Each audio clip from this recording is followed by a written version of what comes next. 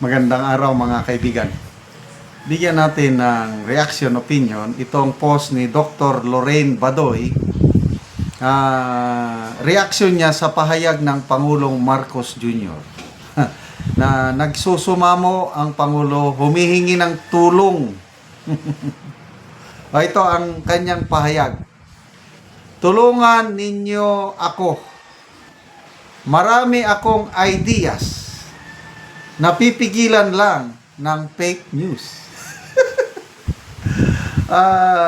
Hindi ko narinig mismo ang Pangulo na nagsabi nito, but I guess ito yung year-end fellowship niya with the mainstream media reporters sa Malacanang siguro noong December 4 ata. I'm not sure. Humihingi siya ng tulong sa mainstream media labanan ng fake news. Kaya ito, marami daw siyang ideas. Yung ideas niya, hindi niya maisakatuparan dahil daw sa fake news. Ay, nako. Kung totoong sinabi niya ito, opinion ko lang, lalo itong nagpapatunay na napakahina niyang leader. Opinion ko lang po yun. Ideas. Hindi siya marunong na executive leader. Kaya nga executive branch. I-execute mo. From idea, execute. Katulad na lang, konting ano lang. Panginoon, ang Diyos. Idea lang niya, nagsalita. Let there be light. And there was light. Let there be heavenly bodies. Let there be trees, animals. It all started from idea. Nagsalita ang Panginoon. Dahil Diyos siya, yun, may isa katuparan. Sa atin naman, ganon din. May plano. May mabubuong plano dyan. Example, ang aking wife. Papaayos ng aming bahay. So, dahil siya magaling, idea, pinapabayaan ko lang siya. Mamaya, yung idea na iniisip niya, mamaya, magtawag na ng karpintero, may magaling siyang karpinterong nahanap. Kausapin niya yung karpintero. Kuha ng karpintero yung idea ng web ko, i-implement. Wow! So, pagtingin ko, uy, ang ganda nito ha. Yun. Ganun po ang leader, talagang may idea ka. Kailan kung mahina kang leader, yung plano mo, napipigilan ng fake news, anong klase kang leader? Ay, nako. Ito yung reaction ni Dr. Lorraine. Doktor ito Sabi niya, flight of ideas. Fast-paced mental state where your brain is hyper-grooving like Tarzan, swinging from tree to tree. This is seen in coke addictus. Alam niyo na yung coke addictus. Coke impairs executive functions like decision-making, impulse control, attention, perception, and with increase and chronic use, this can progress to paranoia, hallucination, delusions. Sounds familiar? This man is addictus. It is even illegal to let an addictus drive a car. Why are we letting this addictus run an entire country of 115 million Filipinos? Ito pa. Ba't ba hingi ng tulong ang taong ito kung kani-kanino? Lahat na lang nagmamakaawang tulungan siya. Claire Castro, for instance, tulungan natin ang Pangulo, bla bla bla. Ilang beses ko nang nakakita ng post na humihingi ng tulong itong si Claire Castro para sa Pangulo. Ay, nako. Binoto ka ba namin para mag-babysit sa iyo? Kung si John Vic FPG na uuto niyong arigluhin ang mga problema at pulburon scandals na kinakasangkutan ninyo, pues hindi kami atsay ng mga adiktos tulad niya. Binoto ka para manilbihan sa amin. Public servant nga, Di ba? Eh, ikaw pala, adiktos ka, nagpaboto sa amin para nakawan mo kami. Maliwanag na wala kang kakayahang mamuno.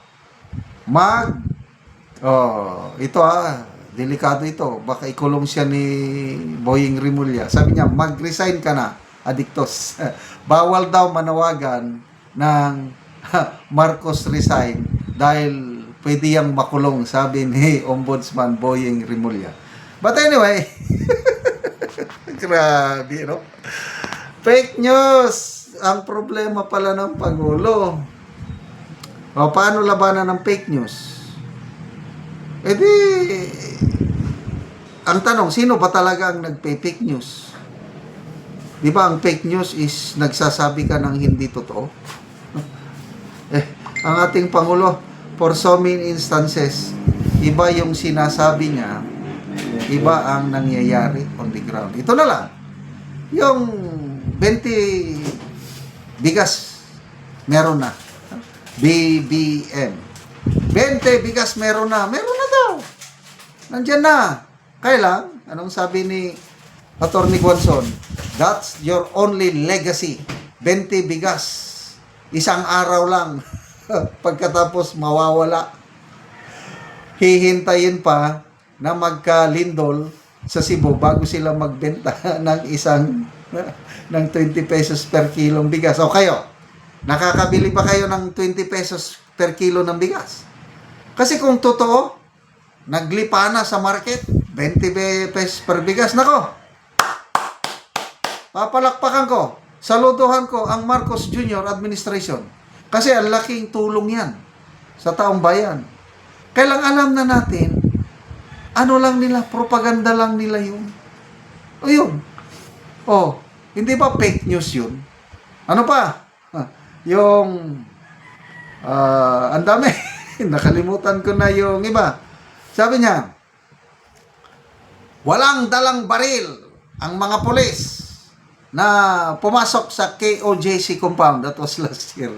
Yan ang isa sa pinakamalaking fake news na nakita ko, nasaksihan ko. Eh, klarong-klaro, pulpak ang mga pulis na nandun sa KOJC compound. Oh, hindi ba fake news yun? Ano ba, trolls? Mayroong video, caught in camera, holy cam siya. Sabi niya, wala tayong influence sa media, kaya ako, nag-create ako ng troll army. Nasabi niya. O, di sila, ang mga troll army, magbasa kayo sa mga comments, ang daming trolls. O, sinong purveyor ng fake news? Anyway, ganyan talaga, magtiis na lang tayo hanggang 2028. Salamat mga kaibigan sa inyong pagsubaybay sa ating channel. Tulong kayo ng malaki sa tribong Talanding ng Bukidnon dahil ang sweldo natin sa channel na ito pantulong po sa tribo. Namimigay tayo ng mga libreng yero at pako para makapagpatayo sila ng mas maayos na tirahan. Panoorin nyo ang video na ito. Mauna ni si Angkol ang matagaan og yero, patok na siya karon.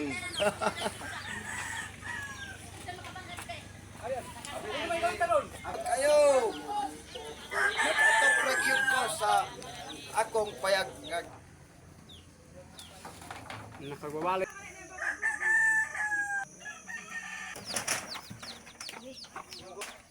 So nagtinabanga sila og pagtaod sa yero kay kani managsuon lang o nakipagpuyo lang sila sa ilang mga ginikanan do sa nagtinabanga sila sa pag-atop sa ilang balay.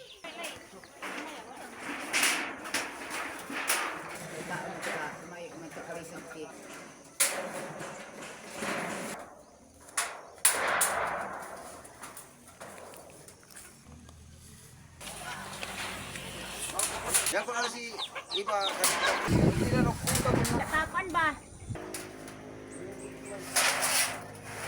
Kom, bisan sunod wala.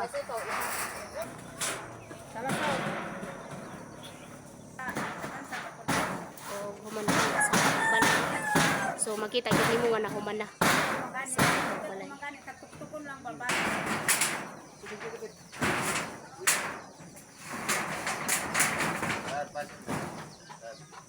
Og karon ko humanag gyud ang balay nga kuan unsa imong masulti ko nga natagaan ka Giyero og Plainsten Pako. Salamat sa Ginoo nga nakabalay ra gyud ang akong anak. Oo, kay nakigloon lang ang Kaya imong anak nagluon lang sila sa ako. og imo na siyang gitabangan Ug aron lang makabalay. ako silang gitabangan nga aron makabalay. Ah, so salamat kay sa Ginoo nga nakabalay na gid sila. So dako kayo ang pagpasalamat ni Angkol nga nakabalay na ang iyang anak aron dili na makaluon. So salamat.